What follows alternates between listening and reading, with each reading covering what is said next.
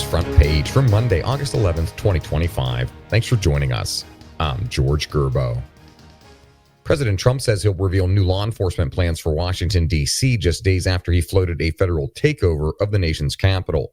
Matt Delaney reports Trump claimed Washington was one of the most dangerous cities in the world and said his administration would offer solutions to stop violent crime. D.C. Mayor Muriel Bowser said she's had several conversations with the president about crime in Washington, including in their first conversation after he was elected.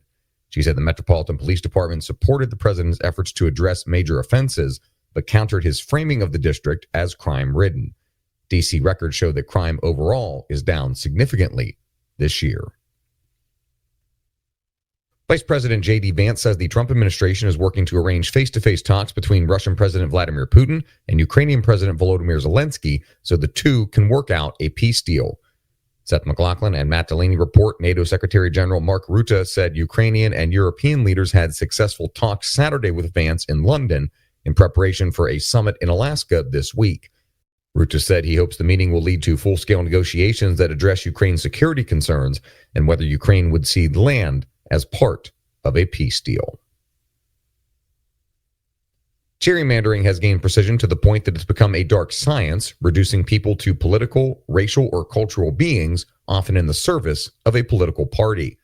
Stephen Dinan reports gerrymandering is in the news again as Texas Republicans plot to redraw the state's congressional lines. They hope to slice and dice districts currently held by Democrats and win more Republican seats. Democratic-led states such as California, Illinois, and New York have vowed to retaliate. Virginia Commonwealth University professor Alex Kina said Texas's effort this year is unique. It appears to be the first time a president has so openly and candidly prodded a state to act in the middle of a 10-year redistricting cycle. President Trump still faces legal battles in New York and Georgia, even though federal prosecutions against him over charges of election interference and mishandling classified documents have ended. Alex Swoy reports the president is appealing his conviction on felony business fraud charges in Manhattan over a hush money payment to an adult film actress, while an election interference case in Fulton County, Georgia, is in limbo. Trump's attorneys have sought to move his appeal in the hush money trial to federal court. They argue the New York district attorney investigated his official acts during his first term and turned a state case into a federal case over federal campaign law.